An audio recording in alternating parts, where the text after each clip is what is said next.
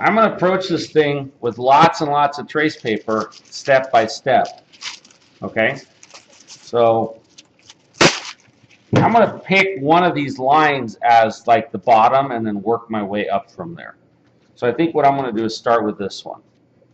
Okay? So I'm going to say that this line starts here. So that's the starting point, and it heads that direction, and it ends up somewhere around there. Okay? So this line and this line, so this is line 1 and this is line 2, right? Need to have something that's going to negotiate a transition between them. So what that means is that I'm going to put a straight line segment somewhere over here. Okay? That's going to become the wall between this thrusting line and that thrusting line. Okay? So the next step is to pick a start point, draw a line, then draw the second ribbon line, and then determine where the wall is going to be between the two. All right? So once I've done that, I can now draw that shape. So here goes.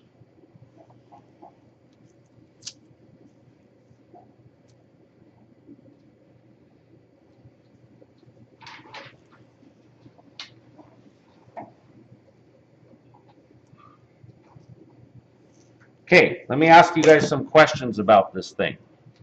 Okay? Does it taper? It does. Does it have two acute corners? Yes.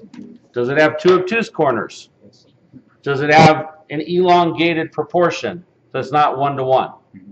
Okay, so those are all requirements, right? So here is my shape. I'll kind of draw it in red.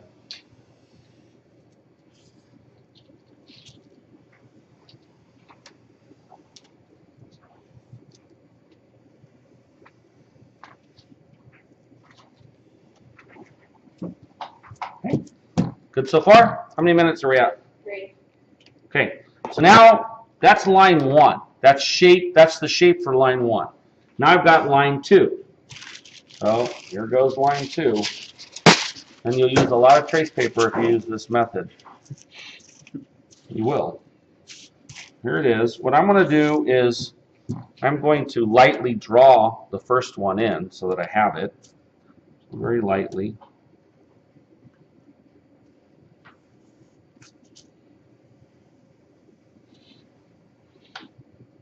There's my first shape.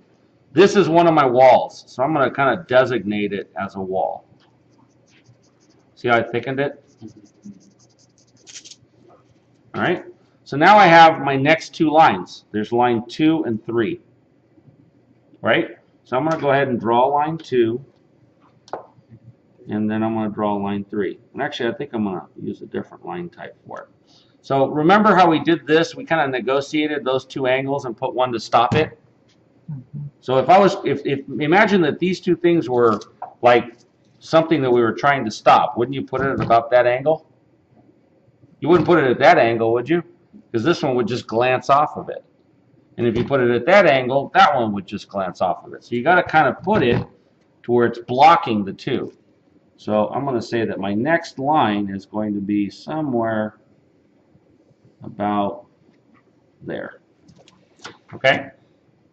So this is the center line for that. And so what I need to do now is to link this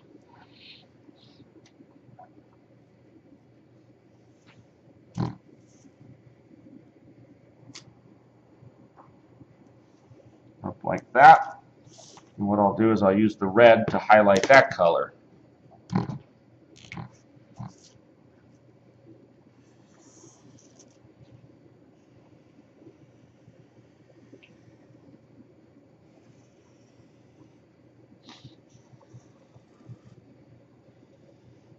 Okay.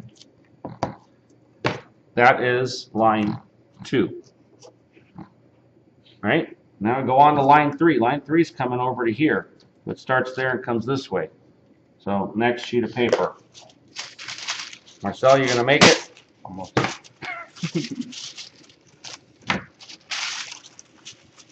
All right, there's my next line. So here's line 3. Comes to about there, and then it goes this way. Right? 1, 2, oops, it's moving on me. 3 and 4. So now I need to stop 3 and 4. So what angle do I use? This way? Tell me when to stop. So, right there? Keep A little more? going. There? Yeah. Right there? Yeah. I agree. All right, very good. 6 minutes. Okay. So now I interconnect these points. And I want to, just so that I don't lose it, I'm going to keep my shape from below. Put it in.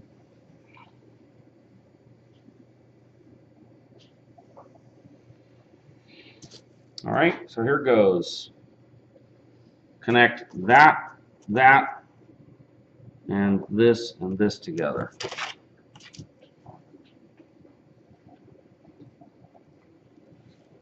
That's a very obtuse corner. This one is creating a donut. All right, so there is my next piece. Draw that in.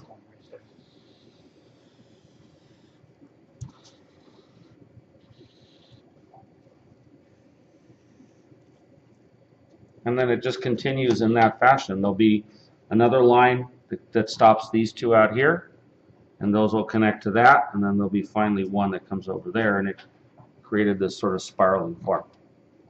Okay? Now those, in turn, get cut into pieces, and you've got to form walls to them. So do you want to stop that?